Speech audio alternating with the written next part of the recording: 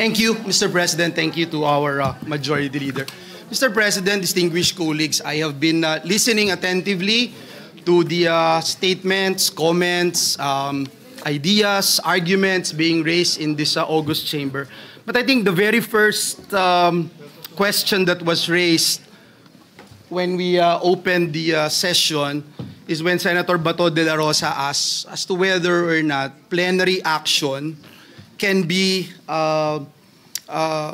superseded, Mr. President, by any action of the committee or even the Senate President. Mr. President, let me put on record my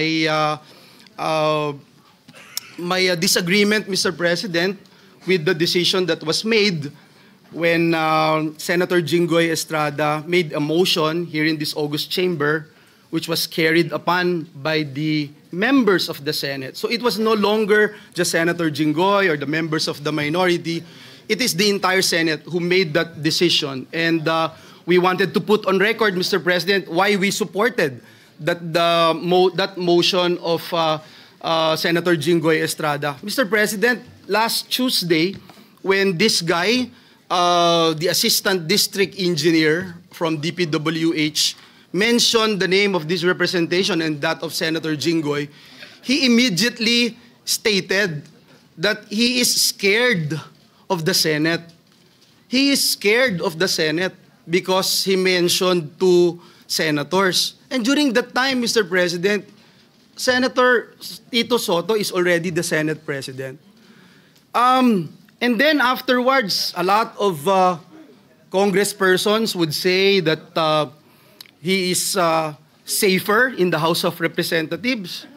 And then the lawyers of this fellow would mention na ngayon, all of a sudden, safe na siya dito sa Senado. It puts a bad taste in the mouth, Mr. President, na para po bang may mangyayari sa kanya pag nandito siya sa Senado. And that's why, again, when Senator Jinggoy made that motion, we all supported him.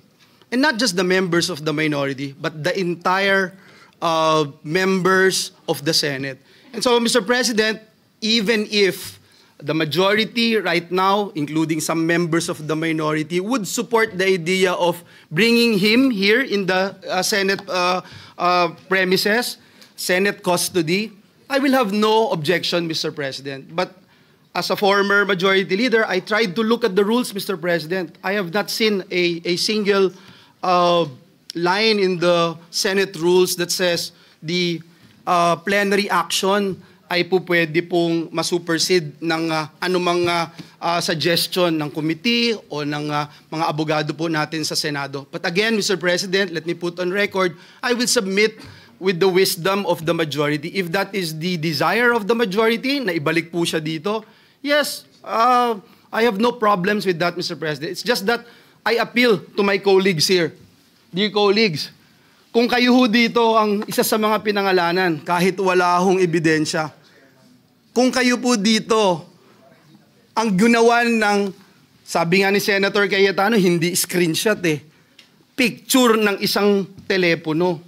Kayo ho yung gawan ng ganun. Kayo ho yung gawan na sabihin, idinala sa bahay nyo yung pera. Doon po sa simbahan ng JIL Church. Mr. President, hindi ko ho alam kung anong mararamdaman nyo kung nasa sapatos ko po kayo. Kahit ho si Satanas, hindi papayag dun sa script niya. Tatanggap ka ng suhol sa simbahan. Tapos, kung ano yung sabihin niya, yun ang masusunod. Doon ako sa PNP custodial. Doon ako sa Senado ngayon, nagbago na isip ko, and then susunod ho tayo. Mahirap po lunukin yun, Mr. President. Dear colleagues, sana hindi nyo maranasan itong ginawa sa amin. Lahat ng katotohanan, pumupunta sa atin. Yung sinasabing CA member ako, 2023 of October, 2024 po ako naging CA. Ang dami nyo rito, kalahati po dito CA nun. 2023, sabi, kino-confirm si Secretary Bonoan. 2022, confirmed si Secretary Bonoan. Paulit-ulit po ako dito, wala akong flood control, walang maiturong flood control. And yet, ito, paniniwalaan. Nasa news, nasa lahat po. Dito sa atin, binanggit yung mga kongresista, pero wala, parang falling to deaf ears, Mr. President. Again, Mr. President, hindi ko kailangan na may sumuporta sa akin dito sa Senado. Kahit isa po dito sa Senado, I appreciate yung mga naniniwala. Kung hindi kayo naniniwala, it's not my problem. Ang alam ko lang, Mr. President, mahirap na ikaw paparatangan tapos sa mismong sarili mong bahay, hindi ka maproteksyonan. Sa mismong sarili mong bahay, pinagdududahan ka o hindi ka man lang mapakinggan, Mr. President. At parang ang nagiging dating ngayon, kung ano ang gusto ni Bryce, nitong assistant district engineer, siya po yung masusunod. So yun lang Mr. President. Akin po, kung ibabalik po siya dito, let the plenary decide. And let's continue to abide by our rules. Marami pong salamat, Ginoong Pangulo. Senator Jingo Estrada, Mr. President, would like to be recognized.